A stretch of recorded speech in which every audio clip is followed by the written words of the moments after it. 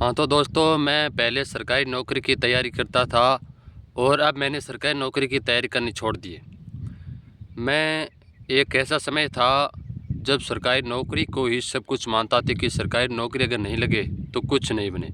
सरकारी नौकरी लगने के लिए मैं इतनी दिन रात मेहनत करता। मुझको सरकारी नौकरी लगना है, सरकारी नौकरी अगर नहीं लगे तो कुछ नहीं होगा, सरकारी नौकरी बिना हम जी नहीं सकते। मैं मेरे परिवार से, माता पिता से दूर रहता था, दूसरे शहर में पढ़ाई करता था, दिन रात एक ही रूम में, ना समय पर खाना खा पाता था, ना समय पानी पीता, न समय पर सोता। तो मुझे धीरे धीरे ये समझ में आने लगा कि मैं अपनी जवानी क्यों खपा रहा हूँ यहाँ पे। मेरे सर से बाल झड़ने लगे थे। जब मैं स्नान करता तो मेरे ये हाथ है वो काले हो जाते थे। सर से बाल गिरने लगे थे, पूरे शरीर में ऐसे दर्द रहने लगा था। कुछ भी ध्यान नहीं रखता था अपने शरीर का। दिन रात की सरकारी नौकरी लगना है, सरकारी नौकरी लगना है। मेरे गाल भी अब अभी पिचके हुए, लेकिन गाल पिचकने लगे थे, सर से बाल जाने लगे थे, बाल झड़ने लगे थे। फिर मैंने ये सोचा कि ये सब कुछ गवा कर तो मुझे सरकारी नौकरी नहीं चाहिए। सर से बाल जा रही हैं, शरीर में, पूरे शरीर में दर्द रहता है, आंखों में जलन रहने लगी, पता नहीं क्या हो गया था। मैं दिन रात मेहनत करता और मेरे पिताजी माँ घर पर दुख सहन करते हैं मुझे पढ़ाने के लिए। ना तो मैं सक्सेस रोज हो रहा था और ना अपने घर वालों का साथ दे रहा था।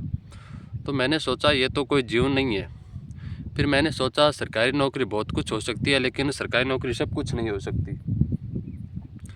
तो फिर मैंने सरकारी नौकरी छोड़ दी, तैयारी करना छोड़ दिया कि अब हम नहीं लगे। बहुत पैसा लगाया मुझे, कुछ मैं पास भी सरकारी नौकरी लगने के कगार पर चला गया था, लेकिन अब नहीं तैयारी करेंगे। सर से बाल गवा कर चेहरे की रौनक गायब हो रही थी। रौनक तो अब भी नहीं है। रौनक ऐसा नहीं है कि जो सरकारी नौकरी तैयारी नहीं करती उनकी रौनक नहीं जाती, लेकिन सर से बाल जाने लगते हैं, हड्डियों में दर्द रहने लगा हमको। ये सब कुछ गवा कर तो मुझे सरकारी नौकरी नहीं चाहिए। तो फिर मैंने सरकारी नौकरी तैयारी करनी छोड़ दी और सभी लोग फिर हंसने लगे कि यार इतने होशियार था, सरकारी नौकरी तैयारी नहीं करता, तुझसे पागल कोई नहीं है। हाँ, मैं इससे पागल कोई नहीं है, बस सरकारी नौकरी तुम तैयारी। मुझे अभी भी लोग बोलते हैं कि सरकारी नौकरी तैयारी कर, अभी भी तेरे पास समय है, तैयारी कर ले, नौकरी लग जाएगी। मैंने बोला मैं सरकारी नौकरी के सामने मुँह भी नहीं करूँगा। नहीं,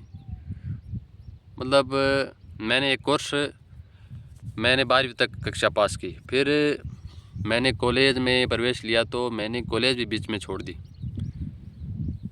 कॉलेज में पूरी नहीं कर पाया। फिर मैंने सोचा कुछ अलग करेंगे, कॉलेज करके क्या मिलता है। फिर मैंने BSTC का 2 साल का डिप्लोमा लेने का सोचा, तो मैंने ये परीक्षा पास कर ली, 2 साल का कोर्स। ये फिर भी मैंने बीच में छोड़ दी। कागजों के काम धाम में फंसकर मुझे ये बहुत कठिन लगता था। वो नहीं, अगर मैं BSTC का कोर्स कर लेता तो मेरी BSTC 5वीं कक्षा तक का जो अध्यापक होता है वो BSTC कोर्स करता है, 5वीं तक पढ़ा सकता है। BSTC 2 साल कोर्स करके जो अध्यापक बन जाता है बाद में।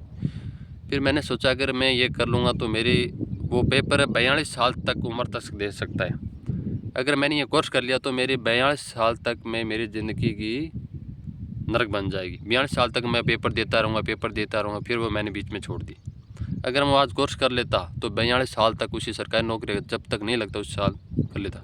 मैंने केवल अब 12वीं पास ही करी है, 12वीं पास हूँ मैं, कुछ भी नहीं। लोग कहते हैं कुछ डिप्लोमा कर ले। अरे मैंने बीच में छोड़ा है 2 साल का डिप्लोमा।